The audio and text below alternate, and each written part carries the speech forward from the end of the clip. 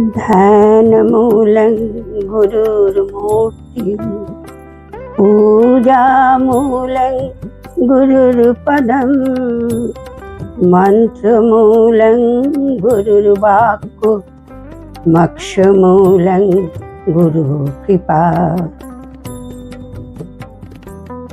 ভক্তির উপায়।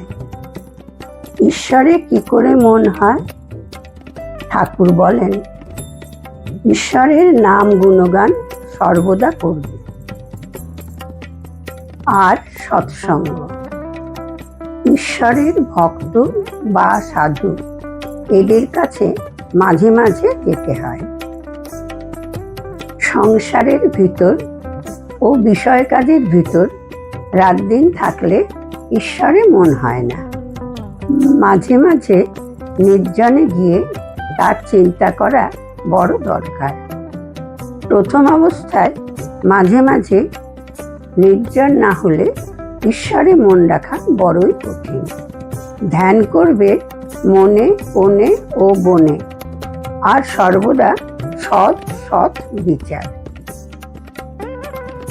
ঈশ্বরই সৎ, কিনা নিত্য বস্তু, আর সব অসৎ, কিনা অনিত্য। এই বিচার করতে করতে অনিত্য বস্তু মন থেকে ত্যাগ হয়ে যাবে। সংসারে কিরকম ভাবে থাকতে হবে? ঠাকুর বলেন, সব কাজ করবে কিন্তু মন ঈশ্বরেতে রাখবে। স্ত্রী পুত্র বাপ মা সকলকে নিয়ে থাকবে ও সেবা করবে। যেন কত আপনার লোক, কিন্তু মনে জানবে তারা তোমার কেউ নয়। বড় মানুষের বাড়ির দাসী সব কাজ করছে, কিন্তু দেশে নিজের বাড়ির দিকে মন পড়ে আছে। আবার সে মনিবের ছেলেদের আপনার ছেলের মতো মানুষ করে, বলে আমার রাম আমার হরি, কিন্তু মনে বেশ জানে এরা আমার কেউ নয়। ঈশ্বরে ভক্তি লাভ না করে যদি সংসারে যাও তাহলে আরো জড়িয়ে পড়বে। বিপদ শোক তাপ এসবেই অধৈর্য হয়ে যাবে, আর যত বিষয় চিন্তা করবে ততই আসক্তি বাড়বে। এই মনে নির্জনে ঈশ্বর চিন্তা করলে জ্ঞান বৈরাগ্য ও ভক্তি লাভ হয়।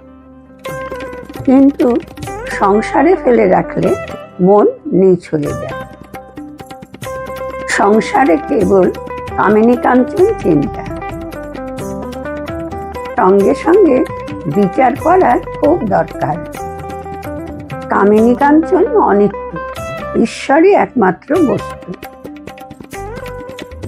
টাকায় কি হয়? ভাত হয়, ডাল হয়, কাপড় হয়, থাকবার জায়গা হয়, এই পর্যন্ত। ভগবান লাভ হয় না। তাই টাকা জীবনের উদ্দেশ্য হতে পারে না। এর নাম বিচার, বুঝেছো?